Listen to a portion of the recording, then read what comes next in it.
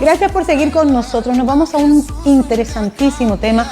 Vamos a hablar de cómo hacerle frente a la depresión, que, señores, si bien era una enfermedad bastante prevalente en Chile con la pandemia, se ha vuelto cada vez más intensa, no solo en nuestro país, sino alrededor del mundo. Y para hablarnos de ella y de cómo enfrentarla, está con nosotros Patricia Águila. Patricia es representante de la Fundación Punto de Encuentro y hoy nos acompaña. Buenos días, bienvenida. Hola, buenos días. ¿Cómo estás? Estoy muy bien, gracias a Papá Dios y agradecida de ver tu rostro tan sonriente, Patricia. La mitad de los chilenos, esto según el diario, un estudio publicado por el diario La Tercera, dice y admite, la mitad, que necesita ayuda en el campo de la salud mental. Y un tercio dice que necesita ayuda en el ámbito espiritual. ¿Esto es solo por la pandemia o puedes reconocer algunos otros factores también? Mira, lo que pasa es que acá en Chile tenemos un índice súper alto de enfermedades que son del tipo de salud mental por el nivel de estrés que tenemos, por no tener una buena calidad de vida, porque no tenemos la costumbre de hacer ejercicio físico. Como otros países no tenemos tampoco tantos programas de deportes o de actividad física que sean hacia la comunidad. No tenemos el tiempo porque los horarios de trabajo y de traslado son súper grandes. Entonces todo eso va indicando que tenemos una mala calidad de vida y eso finalmente repercute en nuestra salud mental. Te quiero preguntar cómo uno identifica que tiene algún problema de depresión, pero antes de eso, me llama la atención de que has mencionado ya varias veces el deporte o la actividad física. ¿Esto es un factor sanador o protector contra las enfermedades de salud mental? Lo que pasa es que, a ver, el deporte de por sí te ayuda a eliminar tensiones. Cuando uno hace deporte, ¿cierto?, libera estrés, se producen endorfinas, que son unas hormonas, por decirlo de cierta manera, ¿cierto?, unos neurotransmisores que hacen que nuestro estado de ánimo se sienta mejor. Se libera serotonina, que también nos permite sentirnos mejor y que hace que también lo que es tensión, lo que son los estados de ánimo mejoren. Entonces es importante por eso hacer deporte, porque el deporte te permite entonces tener estas endorfinas circulando por el cuerpo y sentirte mejor. O sea que es preventivo el tema del deporte y me imagino que también tendrá alguna función cuando ya hay una enfermedad diagnosticada. Ahora ahí va la pregunta, ¿cómo se da cuenta uno de que lo que tiene es una tristeza, una pena, un cansancio, que ya llegó fin de año, que la pandemia, o que efectivamente hay una enfermedad depresiva instalada en nuestro sistema nervioso? Cuando uno tiene depresión, tiene que mantenerse por el tiempo. Es un ánimo que es un ánimo donde uno se siente como triste, pero esta tristeza es permanente por el tiempo y no varía. O sea, tú ya pierdes lo que es un poco el goce de la vida. Tú ya no sientes la misma disfrute por las cosas que antes sentías ahora. Si antes te gustaba, por ejemplo, pintar o hacer alguna actividad, ahora ya no sientes placer al hacer esa actividad. O sea que esos son factores que todos deberíamos buscar en nosotros, porque puede ser que haya personas de las que ya están diagnosticadas, muchos no lo estén. ¿Y en qué influye tener un diagnóstico correcto en el tratamiento de la enfermedad? En toda la enfermedad el diagnóstico correcto es invaluable, pero en relación a la depresión, ¿qué diferencia puede ser? Lo que es importante es poder recibir un buen diagnóstico, si uno está con este ánimo que yo te digo que es constante en el tiempo, por un par de meses donde uno no encuentra el disfrute, empieza a bajar de peso, aumenta de peso, no puede dormir, pierde el sueño o duerme mucho, ¿cierto? Cuando tiene estos síntomas es importante poder acudir a un médico o a un psiquiatra que lo puede evaluar, porque si uno está con esto puede que haya un problema a nivel cerebral donde algún neurotransmisor puede estar fallando, puede haber déficit de este neurotransmisor y es necesario entonces administrarlo vía medicamentosa y por eso es importante acudir al médico. Vemos muchas enfermedades que son de tratamiento multidisciplinario, o sea que requiere de la atención de varios médicos en diferentes especialidades. ¿La depresión encajaría en esa definición? ¿O es más que nada de un psiquiatra? Es importante el tratamiento con el psiquiatra, o sea, es importante tener, obviamente a veces te mandan a un psicólogo porque puede haber una causa, lo que pasa es que, a ver, la depresión puede ser por una causa externa, que es una depresión exógena, o una causa interna, que es una depresión endógena. Cuando es interna, es por la falta de algún neurotransmisor. Sí. Cuando es exógena, es algún factor que te puede estar llevando a esto. Por ejemplo, la pérdida de trabajo, el duelo, un divorcio. eso te puede producir depresión y son reactivos entonces a una situación particular que te está produciendo esta enfermedad. ¿Y podrían combinarse ambas también? Ambas tipos de depresiones, por supuesto.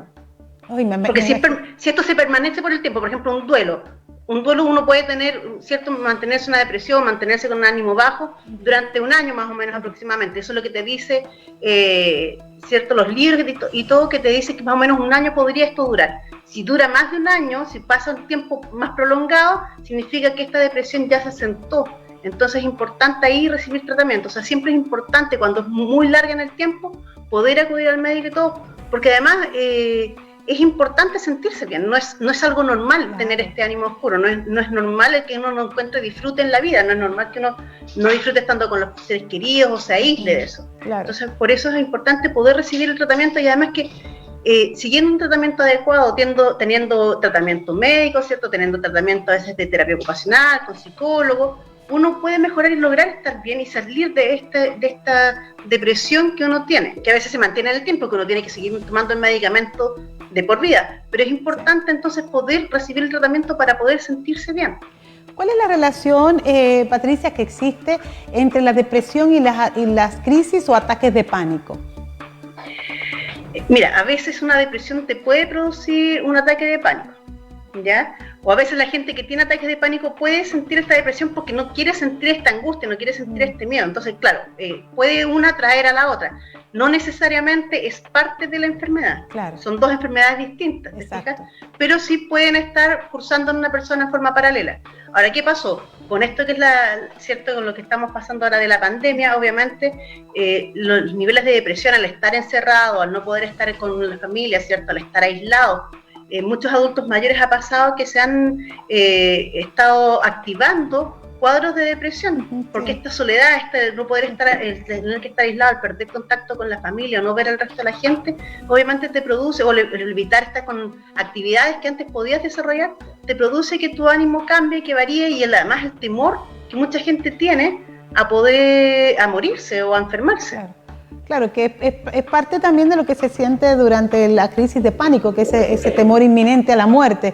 Y qué bueno que hiciste la aclaración de que son enfermedades distintas que pueden converger en un mismo ser humano, que pueden presentarse incluso concomitantemente, pero que tienen realmente orígenes distintos, por decirlo así, y consecuencias distintas. Volviendo a la depresión per se sola, ¿cómo influye en los pensamientos de una persona el estar en un estado depresivo prolongado, como decías tú? Entonces, como este ánimo se te mantiene como bajo, ¿no es cierto? Ya no encuentras disfrute en la vida o en las cosas que tú antes hacías, la gente generalmente tiende a tener como ideas oscuras, ideas negras, ¿cierto? Tiende a dejar de hacer actividades porque no tiene el ánimo para hacerlas. Entonces, como tú no te sientes animado, no haces las cosas, no haces actividades, y al no hacer actividades, nuevamente te sientes más mal, porque no estás liberando estas hormonas, ¿cierto?, que eran las que te hacían sentir bien. Sí. Entonces es como un círculo vicioso. Mientras menos actividades haces, más pasivo estés, menos funciona tu cuerpo, menos estás liberando lo que son las endorfinas, lo que son las serotoninas, lo que son a veces, ¿cierto?, otros tipos de neurotransmisores que te hacen sentir bien, que hacen que tu organismo se sienta mejor y que te activen. Entonces, finalmente, como esto es un círculo vicioso, te mantienes así plano. O sea, lo que uno tiene que hacer, lo que uno busca con los tratamientos, lo que se busca, por ejemplo, a través de lo que es la terapia cognitivo-conductor, que es la que más se utiliza para este tipo de patologías, es que uno cognitivamente piense y se obligue a hacer las cosas. O sea, no es que yo haga algo porque tengo ganas de hacerlo, sino que yo hago algo porque tengo que hacerlo. Tengo que salir de este cuadro de pasividad, me tengo que obligar a salir de eso. Y cuando yo me empiezo a activar, cuando yo empiezo a hacer alguna actividad, cuando empiezo a hacer alguna cosa, mi organismo se empieza a activar y de a poco empiezan entonces a cambiar estos neurotransmisores, ¿cierto?, que finalmente son los que nos mantienen en la actividad, los que nos mantienen, nos ayudan a subir el ánimo. Entonces, no es que uno deje de tomar los medicamentos siempre se tienen que seguir tomando, ¿cierto?, cuando el psiquiatra nos dice, pero esto ayuda a que uno se sienta mejor. Entonces es importante por eso acudir y tener este tratamiento y poder finalmente hacer cosas, no quedarse en esta pasividad. Claro. Es muy interesante. Mira, podríamos hablar, tengo miles de preguntas acerca de la alimentación, acerca de terapias alternativas, acerca de la terapia espiritual, acerca del mindfulness, pero hay algo interesante y es que lo estás ofreciendo tú, que es este taller terapéutico Letras que Sanan. Explícanos un poquito de qué se trata y cuál es el aporte de un taller como este a personas que están sufriendo de depresión. Mira, nosotros en la Fundación hacemos un taller que se llama Letras que Sanan, que es a través de la escritura. Podemos realizar ejercicios donde uno va liberando ciertas emociones que a veces nos hacen tener esta depresión. Por ejemplo, a veces las mujeres que han sido violentadas, las mujeres que han sido violadas, ¿cierto? A lo mejor cuando pequeño pudiste tener bullying o haber sufrido alguna cosa, eso se va guardando, ¿cierto? Esas emociones se van guardando dentro de nosotros, y si nosotros no liberamos esas emociones, si no son bien canalizadas estas emociones, pueden que la sumatoria, ¿cierto?, nos vayan trayendo lo que es un cuadro depresivo. Entonces, a través de lo que es este taller de escritura, vamos haciendo ciertas actividades, ¿cierto?, que ayudan a que esto vaya soltando, que esto se vaya liberando. Porque cuando yo escribo alguna cosa, ¿cierto?, de partida me permite plasmarlo en el papel. Cuando yo lo escribo y lo leo, yo vuelvo a verlo, pero lo miro desde otra mirada. Es como cuando uno lee un cuento, ¿cierto?, y uno lo ve y se distancia un poco y lo ve como si esto lo hubiese pasado a otra persona. Entonces eso nos permite ser un poco más objetivo. Y por otro lado, cuando yo lo leo, se lo leo a otro, valida lo que a mí me pasó. Entonces lo que a mí me pasó se siente como algo que sí, que pasó y que me pasó a mí, y otro me escucha y en el fondo puede empatizar con lo que a mí me pasó. Y por ese sentido es súper liberador, permite que uno también pueda objetivar lo que son las emociones. Cuando a ti te pasa algo, uno siente como un montón de emociones al mismo tiempo, ¿cierto? Sientes como muchas cosas y todo, pero cuando uno las plasma en el papel, uno tiene que pensarlas, uno tiene que definirlas para poder escribirlas. Entonces, cuando tú las escribes, realmente logras ponerle un nombre a las cosas que sentiste, a lo como lo viviste en el momento, te permite ordenarlo. Entonces todo esto te ayuda a poder, en cierta manera, definir el problema y poder también ayudar a verlo desde otra mirada. ¿Qué es lo que uno trata de hacer? Es transformar las emociones, ¿cierto?, que uno pasó en ese momento, y poder atraerlas ahora, en la actualidad, y poder entonces trabajarlas y poder ver y poder buscar soluciones que no las busca el terapeuta, sino que lo hace la persona, el paciente que lo está viviendo, ¿cierto? Y poder entonces a través del mismo ver cómo puede cambiar esto, cómo podría a lo mejor perdonar. Entonces, ¿qué usamos mucho nosotros como herramienta? El poder perdonar, el poder dejar esto de lado, el poder liberarse de esta situación. Es como manejar las emociones para que las emociones no te manejen a ti. Cuando las plasmas ahí, las puedes usar tú a ella y no que ellas te usen a ti. Exactamente. Lo encuentro genial, de verdad. ¿Cuándo vas a impartir este taller para que nuestros amigos que están interesados o quieran pasarle esta información a alguien que saben que está luchando con la depresión? Mira, en este momento no tenemos una fecha de partida porque necesitamos una cierta cantidad de gente que nos vaya diciendo que quiere hacerlo y nosotros lo armamos. A veces damos algunas charlas, ¿cierto?, que las estamos publicando siempre en nuestras redes sociales para avisar cuándo vamos a hacer alguna actividad específica para que la gente se pueda ingresar. Pero, por ejemplo, si por ahí alguna iglesia, algún lugar quiere que hagamos, que nos manden un mail, que nos manden a lo mejor algún WhatsApp y se pongan en contacto con nosotros, y nosotros armamos entonces el taller para poder colaborar con estas personas. Ahí estamos viendo en pantalla ahora mismo tu nombre, Patricia Águila, y @Fundación Punto de Encuentro, que es tu Instagram. Es el Instagram de nosotros, sí. Perfecto. @Fundación Punto de Encuentro.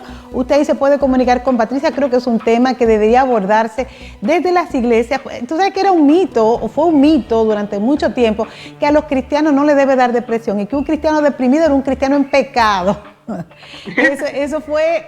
Yo fui una víctima de ese pensamiento, hasta que encontré en la Biblia personas como Elías, un profeta de Dios, con todos los síntomas de depresión que a mí también me atacaron durante un tiempo. Yo dije, pero él era un siervo de Dios, entonces yo también como sierva de Dios puedo padecer una enfermedad sin que eso implique que yo esté en pecado ni que el diablo se esté llevando mi vida. Ahí comencé una batalla para que la gente entienda que el cerebro, así como se enferman las amígdalas o el estómago, se enferma también, y que hay que darle tratamiento, señores, y cuidarlo, y no como satanizarlo.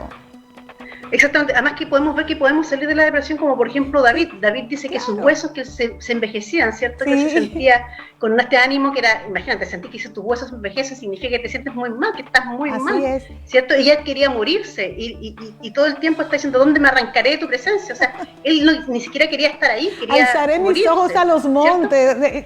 Señores, hay muchos versículos que te demuestran cómo los hombres de Dios tenían estas grandes situaciones emocionales que tú y yo atravesamos y cómo las superaron, que es lo más hermoso, Patricia, que no hay que vivir así, no hay que quedarse ahí, que el Señor Jesucristo efectivamente tiene respuesta para todo. Y esa respuesta la entrega de muchas maneras. Una de ellas puede ser asistiendo a uno de estos talleres, palabras o letras que sanan. Está toda tu información ahí en pantalla para que nuestros amigos puedan comunicarse contigo y nosotros, por supuesto, agradecidos de que nos hayas regalado este tiempo. Muchas gracias por la invitación. Ha sido todo un placer. La despedimos así con un aplauso virtual, como yo también me despido de ustedes en el día de hoy, agradecida de que hayas decidido pasar tus mañanas aquí en Televisión Nacional Evangélica.